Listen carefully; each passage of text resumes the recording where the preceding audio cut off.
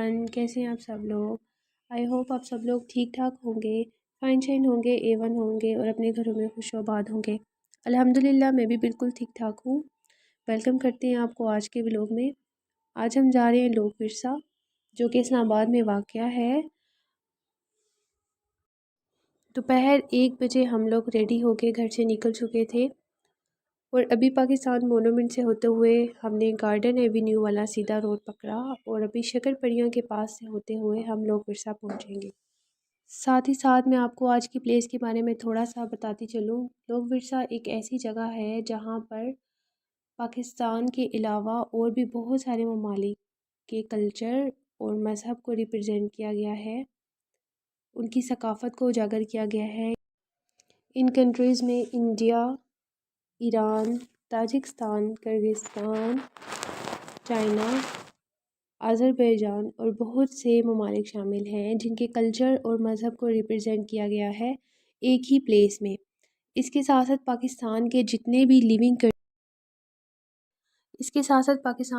भी living cultures हैं उनको भी रिप्रेजेंट किया गया है और साथ ही साथ स्टोन एज के हवाले से भी हमें दिखाया गया है कि पहले ज़माने में, पुराने ज़मानों में लोग कैसे रहते थे और कैसे सरवाइव करते थे, कौन सी अशिया यूज़ करते थे, जैसे कि क्रॉकरी कौन सी यूज़ करते थे और किस तरह से रहते थे और कौन से ड्रेसेस पहनते थे उस टाइम पे।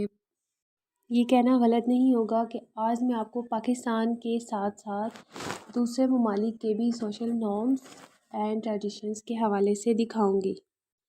तो आज का व्लॉग जो है वो बहुत नॉलेजेबल और यूज़फुल होने जा रहा है। अगर आप चैनल पर न्यू हैं तो वीडियो को लाइक एंड शेयर ज़रूर कीजिएगा और सब्सक्राइब करना ना भूलिएगा। सब्सक्राइब करके बेल आइकन को ज़रूर प्रेस कीजिएगा ताकि हर नई आने वाली वीडियो आप तक पहुंच सके। अभी हम शक्करपड़िया रोड पर पहुंच चुके थे और यहाँ पर काफ़ी जंगल था जिसकी वजह से ठंड में काफ़ी इजाफा लग रहा था। धूप होने के बावजूद भी काफ़ी ठंड फील हो रही थी।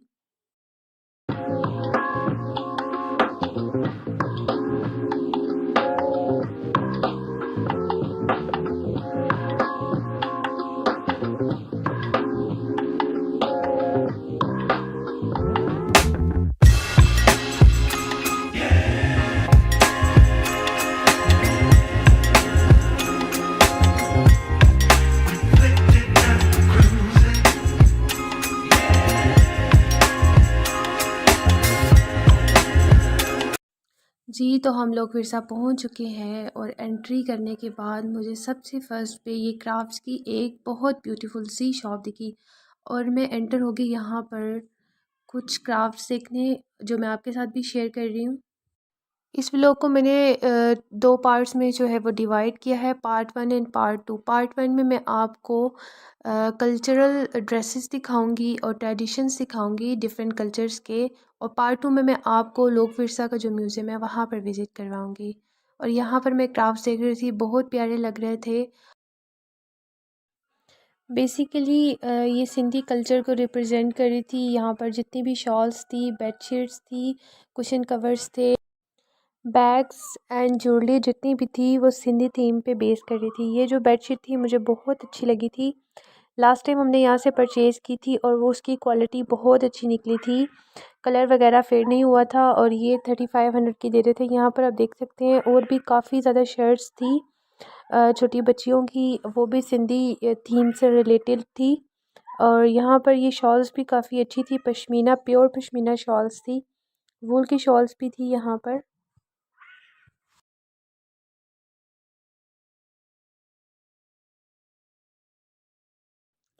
ये जो ऑफ वाइट कलर की शॉल थी इसकी प्राइस उन्होंने 1500 बताई थी, और वो जो रेड शॉल थी वो पश्मीना शॉल नहीं थी, उसकी प्राइस उन्होंने 2000 बताई थी। अभी हम इस शॉप से बाहर आ चुके थे और अब हम आगे जा रहे थे। यहाँ पर और भी बहुत प्यारा आर्ट था, वुडन कैलीग्राफी थी। यहाँ पे बहुत सारे फॉरेनर्स भी थे, उनके लिए भी प्राइसेस बहुत रीज़नेबल थी और बहुत एंटीक चीज़ें थी यहाँ पर। ये मुझे डॉल्स भी बहुत यूनिक लग रही थी, एंटीक पीसेस से बहुत ज़्यादा। थोड़ा सा मज़ीद आगे चलते हैं और एक्सप्लोर करते हैं, आपके साथ भी शेयर करते हैं।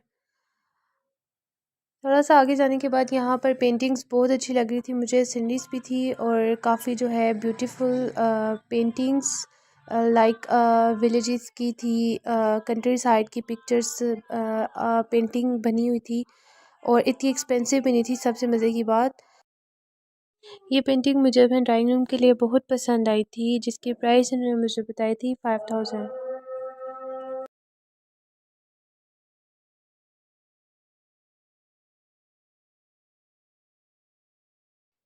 थोड़ा सा आगे जाने के बाद यहाँ पर आलिम नवार थिएटर भी था, जो कि अप्रैल के अंदर ओपन होता है। और यहाँ पर अप्रैल में एक बहुत बड़ा फेस्टिवल होता है, जहाँ पर दुनिया के हर ममालिक से और हर सकाफ़त के लोग आते हैं अपने सकाफ़ती रंग बिखेरने। थोड़ा सा मज़ीद आगे चलते हैं और वहाँ पर आपको दिखाते हैं डिफरेंट पाकिस्तान के जो लिविंग कल्चर्स हैं, वहाँ की जो है एंटीक पीसेस दिखाते हैं, ड्रेसेस दिखाते हैं और वहाँ की ज्वेलरी, कैलीग्राफी सब कुछ दिखाते हैं। वैसे तो ये साल के 12 महीने ही ओपन होता है, लेकिन अप्रैल में यहाँ पर बहुत बड़ा फेस्टिवल होता है, जहाँ पर दुनिया भर से बहुत सारे लोग आते हैं और पाकिस्तान के भी हर सूबे से लोग आते हैं और यहाँ पर अपने सकाफ़ती और रवायती खानों का भी फूड स्टॉल लगाते हैं। और पाकिस्तान के जितने भी लिविंग कल्चर्स हैं, उनका एक अलग अलग डिपार्टमेंट बना दिया जाता है। जैसे कि सूबा सरहद का अलग बना दिया जाता है, सूबा पंजाब का अलग बना दिया जाता है, सूबा सिंध का अलग बना दिया जाता है और सूबा बलूचिस्तान का अलग बना दिया जाता है। ये स्टॉल जिस पे हम पहुंचे थे, ये सूबा सरहद को रिप्रेजेंट करता है। और यहाँ पर बहुत प्यारे हैंड क्राफ्ट्स थे, सारे हाथ से बने हुई अशिया थी यहाँ पर सारी। और हमने यहाँ से एक बास्केट परचेज़ की थी, जिसमें रोटी बनाकर रखी जाती है और सुबह सरहद के लोग जो हैं वो रोटी बना के इसी बास्केट का ही इस्तेमाल करते हैं, जो कि हमें पड़ी थी 650 की। और ये मुझे बहुत प्यारी एक छोटी सी बास्केट लग रही थी, ये 150 इसकी प्राइस ये बता रहे थे। और ये बहुत प्यारी एक हैंड क्राफ्टेड शॉप थी। यहाँ से हमने दो बास्केट जो है वो परचेज़ की थी, एक रोटी रखने के लिए और एक ये स्मॉल सी, जिसमें हम कैंडीज़ भी डाल के रख सकते हैं, चॉकलेट्स भी डाल के रख सकते हैं टेबल पे। और यहाँ पर मुझे एक बहुत क्यूट सी छोटी सी चारपाई नज़र आई थी, जिसको मैं आपके साथ शेयर कर रही हूँ, जो कि सिर्फ़ और सिर्फ 100 रुपीज़ की थी। और ये कल्चर मुझे बहुत प्यारा लग रहा था।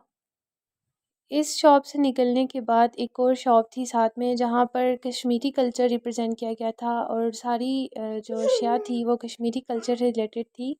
शॉल्स भी काफ़ी अच्छी थी और कैप्स भी काफ़ी अच्छी थी। यहाँ पर जो थी ये बुक शॉप थी, काफ़ी अच्छी बुक्स की कलेक्शन थी इनके पास।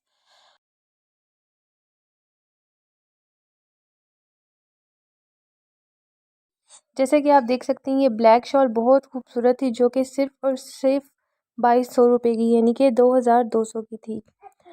और ये प्योर पश्मीना शॉल थी और कश्मीर से रिलेटेड ये कल्चर था। अभी हम यहाँ से निकल आए और हम आगे जा रहे थे, बहुत प्यारी शॉप्स और भी आ रही थी और बहुत अच्छा लग रहा था यहाँ पर अपना कल्चर देखना।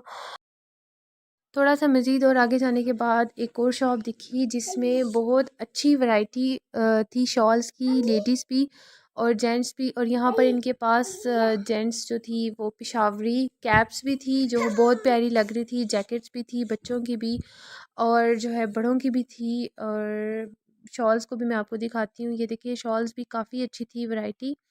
लेकिन इसमें ज़्यादातर जो थी वो समर स्टफ़ था, तो मुझे कुछ ख़ास यहाँ पर पसंद नहीं आई।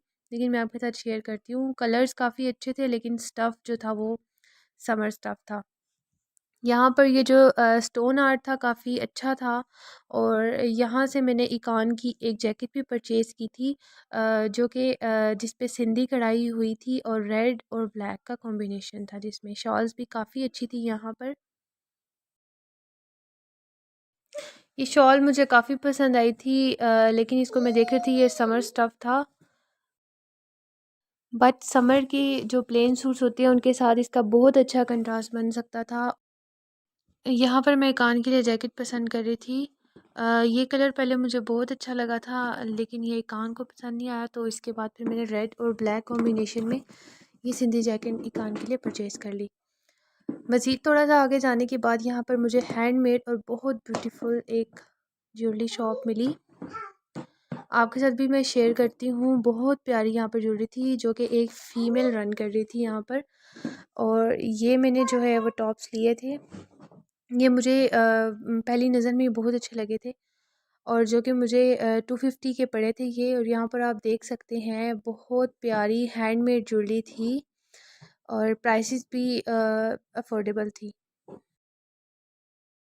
इससे नेक्स्ट शॉप जो थी वहाँ पर डिफरेंट जो है मार्बल के क्रिएचर्स बने हुए थे, जैसे कि आप देख सकते हैं। डेकोरेशन के लिए ये यूज़ होते हैं। यहाँ पर ये कैप्स भी, चित्राली कैप्स फीमेल्स की बहुत प्यारी लग रही थी। इनकी डिफरेंट प्राइसेस थी, कोई 750 की थी, कोई 450 और 350। यानी कि 350 से ये स्टार्ट हो रही थी, 750 से होते हुए ये 1250 और ऑलमोस्ट 1850 तक ये जा रही थी। यहाँ पर भी हैंडमेड बहुत प्यारी ज्वेलरी थी, आप देख सकते हैं। चांदी के सेट्स भी थे, चांदी की पायलें भी थी, माथा पट्टी भी थी और अफ़गानी ज्वेलरी भी बहुत सारी डिस्प्ले हुई हुई थी। इससे नेक्स्ट शॉप जो थी वो एक वुडन कैलीग्राफी की शॉप थी। यहाँ पर आपको डिफरेंट डेकोरेशन आइटम्स मिल सकते हैं, जैसे कि ये एक बहुत प्यारी सी मस्जिद बनी हुई थी। टेबल्स थे, नट बॉक्सेस थे और बहुत कुछ आपको यहाँ पर मिल सकता है, वो भी बहुत रीज़नेबल प्राइसेस में। ये बटरफ्लाई भी बहुत क्यूट थी।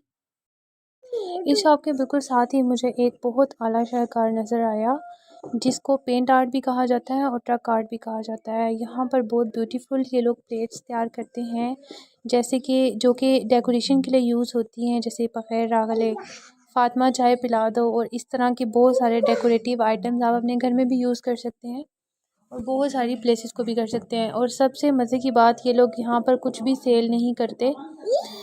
यहाँ पर जो ये आला शाहकार बना रहे थे, पेंट आर्ट बना रहे थे प्लेट्स पे, ट्रेस पे और डिफरेंट बॉक्सेस के ऊपर, यहाँ पर इस शॉप के अंदर ये कुछ भी सेल नहीं इन्होंने करने के लिए रखा हुआ।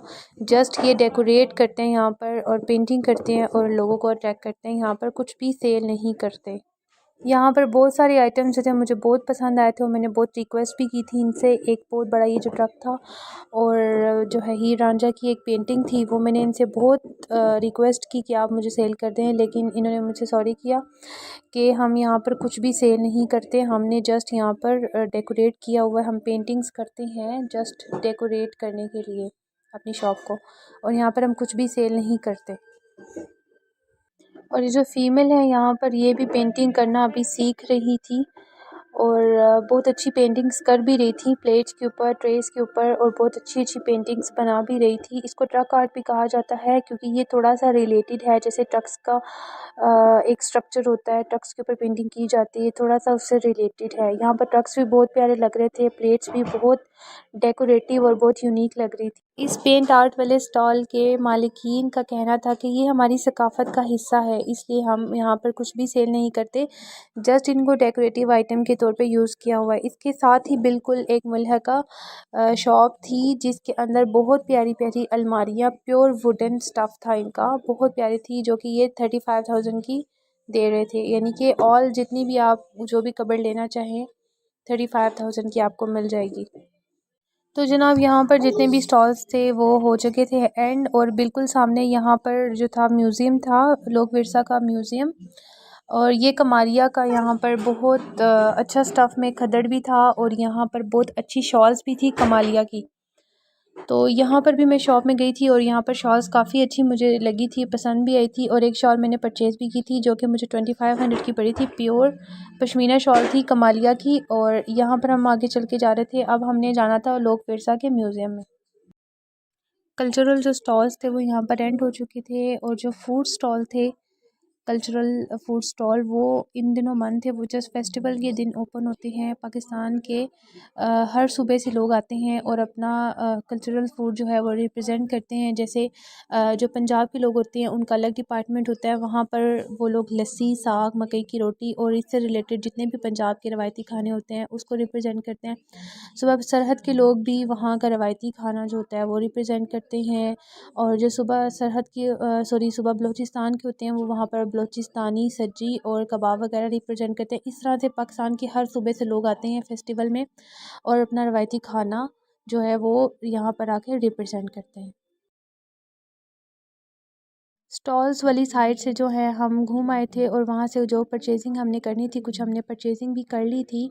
और अभी हम लोक विरसा म्यूज़ियम की तरफ जा रहे थे, टिकट बाय करनी थी और उसके बाद मैं आपके साथ शेयर करूँगी लोक विरसा का म्यूज़ियम। उम्मीद करती हूँ कि आपको मेरा आज का व्लॉग पसंद आया होगा। अगर आपने पार्ट 1 देखा है तो पार्ट 2 भी लाजमी देखिएगा और अपना फ़ीडबैक भी मेरे साथ ज़रूर शेयर कीजिएगा और चैनल को सब्सक्राइब करना ना भूलिएगा। इंशाल्लाह पार्ट 2 में आपसे मुलाकात होती है, जिसमें मैं आपको लोक विरसा का जो म्यूज़ियम है वो दिखाऊंगी और आपके साथ शेयर करूंगी डिफरेंट कल्चर्स। तब तक के लिए अपना बहुत सारा ख्याल रखिएगा और दुआ में याद रखिएगा। अल्लाह हाफ़िज़।